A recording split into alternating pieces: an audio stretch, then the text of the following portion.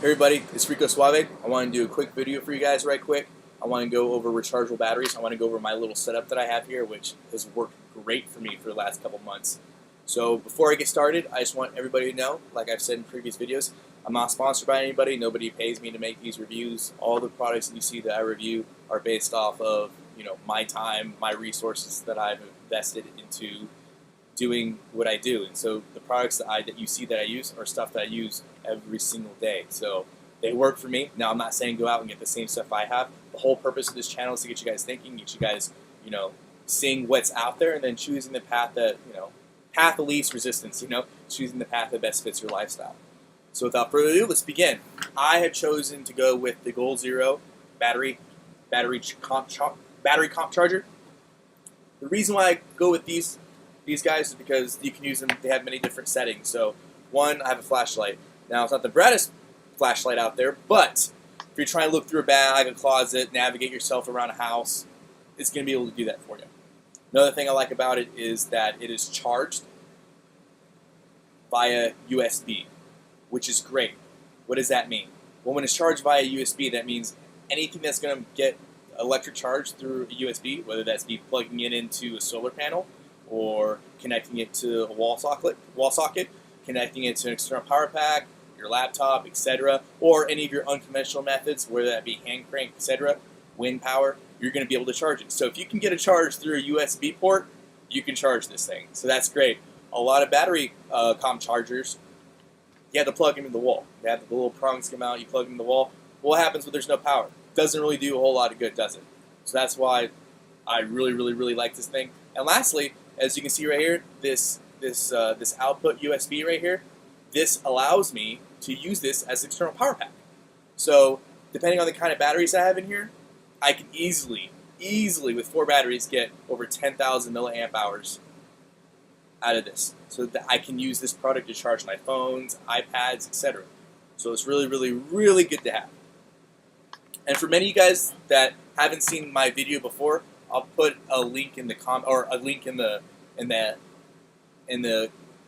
information in the description. There you go. I'll put a link in the description for you guys. All my electronics, my small electronics, basically anything that doesn't require being plugged into a wall, i.e., laptops, cell phones, MP3 players, remote controls, stuff like that. They're all off grid, so that's great. And they've been off grid for many, many months now, and I couldn't be happier with that. So it makes things a lot easier. So what kind of batteries do I charge? I charge the AA and AAA. So I pretty much keep with just these 2 batteries because they're the most common batteries that your small electronics are going to use. So those are what I go with. I like to keep 3-fold of what I need. What does that mean? That means if I need 10 batteries to fulfill so if all my small electronics require me to have 10 batteries, well then I'm going to make sure I have 30 on hand. So all my battery operated small electronics will have the batteries in them. So I take the number of batteries that they require. So if that's 10, I will multiply that by 3, which will give me 30. So is that a bit overkill? Probably is, but I'd rather have more power than not enough. The reason why I also went with the rechargeable battery setup is because I am an RV, and being an RV, space and weight is limited. So for me, that's why I went with rechargeable batteries. Now, there's a lot of people out there that have hundreds, if not thousands. I know people have thousands of disposable batteries, and they got them for pretty much pennies on the dollar. Whether that be Radio Shack's going out of business, or another electronics store's going out of business, or they have couponing, or they have a great sale. I know people that have amassed thousands of disposable batteries for, like I said, pennies on the dollar. And that's great. And that's wonderful. Good for them. The only problem for me is I live in an RV. And so having to store all those batteries will get very tiresome and would probably not behoove me to do. But if I was living in a house or if I was living in a place where I could store and amass that many batteries, that would be a great option. Like I said, these people did not pay the actual price tag for those batteries. They got them at an extreme discount. Up to 95% off, pretty much, on some of them. So for me, I like the rechargeable batteries because it doesn't require me to have as many of them, and I always have a way to keep them charged. Like I said before, I can charge them using solar, I can charge them using the AC wall socket. I can charge them using my computer or any other device that gives off a charge, external power pack, or I can charge them using other unconditional methods, whether that's wind power, crank power, etc. So having the ability to keep them charged at all times is great, and I have that ability. And for me, when it really comes down to the end of the world, I definitely want to be able to, it won't be Netflix and chill, it'll be, I don't know, Blu-ray and chill, or external hard drive and chill, whatever I had media on and chill. But I still definitely want to chill at the end of the world whenever there's a societal collapse, because I think chilling would be very, very important. So let me go over, lastly, quick item to note. When I'm looking for any kind of small electronic, whether that be a cell phone, laptop, MP3 player, remote control devices, headlamp, etc., I am looking for products that have either an internal battery that requires me to charge via USB, meaning that they're not going to require me to have to buy batteries for, or if they do require me to have batteries, I want them to stay within that AA, AAA category. The reason for that is because I like standardization, amongst all my small electronics, which I think is great. Standardization is super important.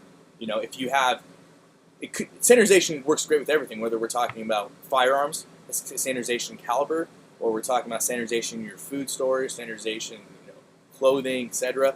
Being able to have standardization is super important, especially with your small electronics. With this being said, I'm sure there's many of you that have all sorts of different kinds of batteries. I know I have one device that does require 9-volt, but luckily for me, that 9-volt device, if we were to have a no-joke off-grid societal collapse situation, I wouldn't be using that product anyway. There would be no need for it. I have it now. I don't use it now. So, there's only certain instances where I would have to use it. And if everything went to crap, I'm not going to need it. So, with that being said, I will go out of my way to spend extra money, extra time, extra resources to getting something that does fit the parameters of my standardization. I want to know how much energy it's going to take to keep that device up and going, and I want it to be part of either the AA or AAA family. Because to me, that's what I prep, that's what I store. So it's very important that I have the ability to keep it standardized. It's like having that one gun that requires requires you to have a 10 millimeter or something. It's like, well, if I ever use this and I run out, now the gun's a paperweight. But if you have different calibers that go across, or you have standardization where you have amassed lots of resources, lots of 9mm, 45, 5.56, 2.23, etc., then you're gonna be okay. But if you have these these devices that you're really dependent on that require a 9-volt that you don't have a lot of, or you don't have the ability to charge, or those small little circle watch batteries that you don't have a whole lot of, well, it would probably behoove you to look into getting standard. So I'm not saying get rid of all your devices now, but from this point forward, if you are looking to get a rechargeable power bank or rechargeable battery set up, start looking into that standardization now. So with me, I'm keeping with those two, and for everything that I have currently, it works. It works for me. And so I'm really happy about that, and I'm going to keep going and progressing. So these are the two batteries I decided to stick with. But if you do have a device that does require one of those 9-volt batteries, or requires one of those watch batteries, etc., and you're not looking to replace that device to fit your standardization, well then start buying stuff that only requires those watch batteries or 9 volts, or start preparing and keeping some of a few extra of those stored back. So the whole purpose of having external batteries are really quite simply, in case something happens, you want to keep your devices charged. Your small devices, you want them to be charged at all times. So, with me choosing the rechargeable batteries, they're great. Like I said before, I have the ability to keep them charged at all times. I'm always going to have my, right now, all my stuff is off-grid. All my small electronics can be powered off-grid. So if the grid were to go down tomorrow, I would never have to worry about my small electronics. They would always be charged, and I'd always have a way of keeping them charged. And it doesn't require me to have to hoard a bunch of batteries. I can do the same with less, and that's great. Downside, the startup costs are significantly higher. Rechargeable batteries do cost more. So getting all the solar, getting all the setup for it does cost more. But for me, in the long run, it's going to work. Now, like I said, if you have the ability to amass thousands of disposable batteries, by all means do it, especially if you can get them for pennies on a dollar from a Radio Shack that's going bankrupt. by all means, go out and accumulate that. But always remember, I mean, depending on how fast you're going through it, disposable batteries will at one point be disposable. So once they're done, they're done. That's it. But if you can acquire the ability to start thinking about renewable energy, if you can start thinking about being able to keep your stuff off grid, for me, it's not going to, tomorrow if there's no power, it's not going to change anything because they're already off grid now. So nothing changes. And that's kind of where, that's the whole point of this adventure, and this whole point of the reason why I started the RV was to get to that level. I'm not 100% there yet, but I'm working towards that. And it's the small little goals that I set that make it there. And it's using your head and using what's around you. So for me, like I said, the Goal Zero is great. I love the ability to use this as an external power pack. I love the fact that as long as I can get a charge through the USB, through a USB cord, I can keep this thing charged no matter what. So for me, it's great. I don't need a mass stockpile of batteries to do what I can do right here by myself now. So like I said, they're all off-grid, and having the rechargeable setup that I have here definitely helps keeping up with all my small electronics and all my devices. Because when it really comes down to it, at the end of the world, like I said, may not be Netflix and chill. It just may be Blu-ray or external hard drive and chill. But no matter what, I still want to chill. So hope you guys have a great evening. You're probably not going to see a couple videos. You're probably not going to see videos from me for the next couple weeks, as I'll be at work. Work is called, so I'll be pretty busy next couple weeks. But as soon as I get back, I look forward to hitting the videos hard. So while I'm gone, feel free to leave me some love, leave me some messages, comment, like, all that stuff. So I look forward to hearing from you guys. And as always, long live the Republic.